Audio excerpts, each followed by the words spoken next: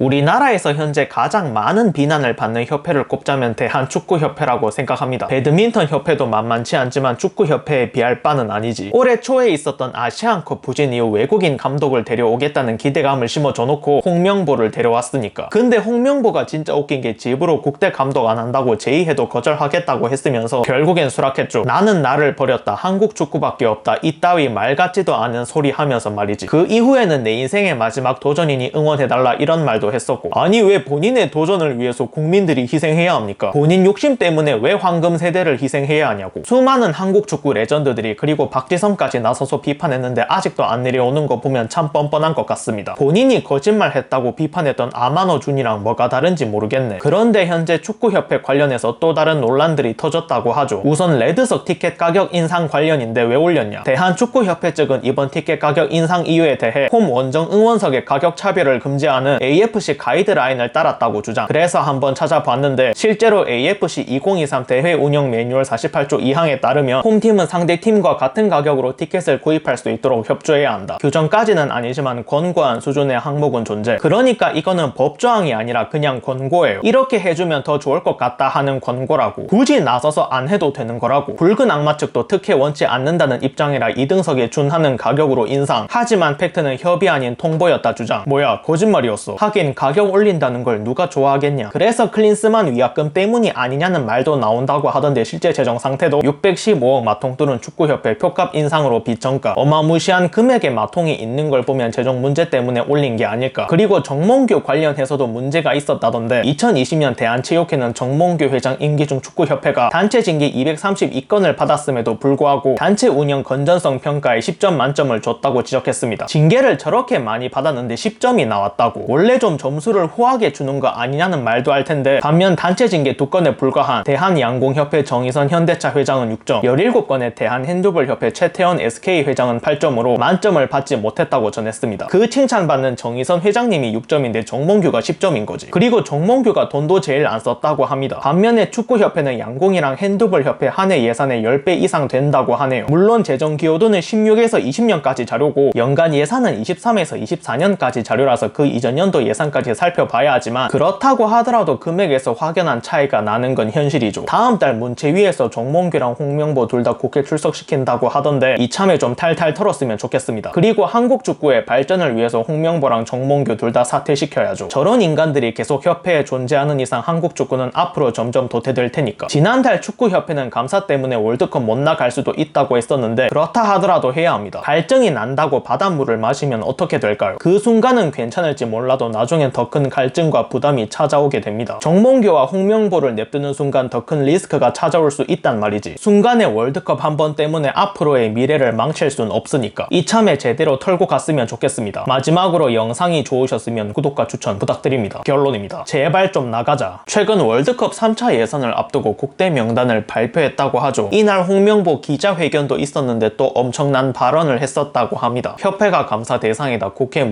문화체육관광위원회도 정몽규 회장, 홍명보 감독님을 소환해서 선임 절차를 비롯해 여러 논란을 따지겠다고 한다. 이번에 소집된 선수들에게 신뢰를 줄 수 있다고 생각하나 감사에 대해 직접적으로 들은 이야기는 없다. 그 이야기를 할 수 있는 자리는 아닌 것 같다. 나 역시 선수들에게 신뢰를 줄 수 있을지 확신하지는 못하겠지만 신뢰를 주는 감독이 되는 게 중요하다. 신뢰를 주는 것에 대해서 확신도 못하면서 감독직을 수락했다고. 한창 시즌 중인 팀 버리고 국대 감독 맡은 건 그만큼 본인이 잘할 수 있다고 생각했기 때문에 수락한 거 아닌가요? 선수들에게조차 신뢰를 장담하지 못하는 상황에서 어떻게 좋은 성적을 낼 수 있죠? 좋은 경기력과 좋은 성적이 나오기 위해선 상호 간의 신뢰가 우선입니다. 지난 카타르 월드컵 때 우리나라를 16강에 올려놓은 벤투 감독님도 선수들에게 엄청난 신뢰를 받았다고. 4년 동안 감사하다는 인사로는 부족할 정도로 많은 것을 배웠다며 감독님이 어떤 축구를 하는지 한 번도 의심한 적이 없다. 많은 사람들이 의심했지만 결국엔 월드컵에서 우리가 좋은 모습을 보이니 박수를 쳤다. 감독님은 항상 선수들을 보호하고 또 생각했다. 손흥민도 대놓고 신뢰했다고 말했고요. 이건 외에도 훈련 세션에서도 엄청난 만족감을 표출했었고, 아무것도 제대로 장담할 수 없는 상황에서 어떻게 월드컵에서 좋은 성적을 낸다는 건지 참 깝깝합니다. 그리고 얼마 전 스트레이트에서 감독 선임 관련해서 엄청난 자료를 풀었다고 하던데 30개 팀 제안 중 대한민국 축구대표팀이 최우선 순위, 인터뷰 대상자의 의도를 잘 파악하고 구체적이고 명확하게 답변, 대한민국 축구 레벨을 한층 끌어올릴 수 있는 역량이 충분하다고 판단, 심지어 심지어 감독평가에서도 최상이라고 나왔고요. 인터뷰도 4시간 반이나 시켰는데 무용지물로 돌아간 거지. 명확한 기준 안에서 문화적 특성을 고려 일 잘하는 축구 전문가. 그리고 또 한 명인 제수스 카사스 감독도 최상이라는 평가가 나왔죠. 그리고 홍명보를 독단적으로 선임한 이임생이 했던 말을 좀 보자면 다른 한 분은 하이 프레싱과 인텐시티 프레싱에 대한 철학이 있었다. 두 감독들의 철학을 존중하나 빌드업을 앞세워 미래를 그리는 한국 축구의 프레싱에 대한 철학을 갖고 있는 감독을 우리 선수들에게 요구하는 게 맞는가? 3차 예선 중동 국가들과 맞대결해서 체력적인 부담을 극복할 수 있는가? 그러니까 프레싱을 앞세우는 게 한국 축구에 맞냐 이건데, 그럼 벤투 스타일은 또 잘 맞아서 선임했나? 벤투 못할 땐 우리한테 필요한 축구는 강한 압박과 카운터 어택이다 뭐 이러지 않았나? 하지만 보여줬죠. 포르투갈과 우루과이 상대로 우리의 축구가 충분히 통한다는 걸 말이지. 가장 결정적인 건 정강위의 게임 모델은 카운터 프레싱, 하이 프레싱 등등 프레싱을 기반한 축구였습니다. 전강위의 의견도 무시하고 선임한 거지. 그리고 현재 유인촌 장관이 정몽규 사선이 힘들다고 하던데 좀 더 힘내서 빨리 사퇴하게 만들었으면 좋겠네요. 요즘 열심히 하시던데 좋은 성과로 이어지길 바랍니다. 그리고 정몽규 아니면 누가 축협 회장하냐 이런 의견도 있던데, 사실 현재까지 마땅한 적임자가 없는 것도 현실이긴 하죠. 기존 축협에 속한 인물들은 정몽규랑 한통속이라서 절대 안 되고, 다른 하나는 대기업을 운영하는 사람이 전주격으로 회장을 하는 건데, 정말 하고 싶었으면 벌써부터 내가 축협 회장 맡고 싶다 이런 얘기가 나왔어야 하니까 괜찮은 적임자가 빨리 나왔으면 좋겠습니다. 마지막으로 영상이 좋으셨으면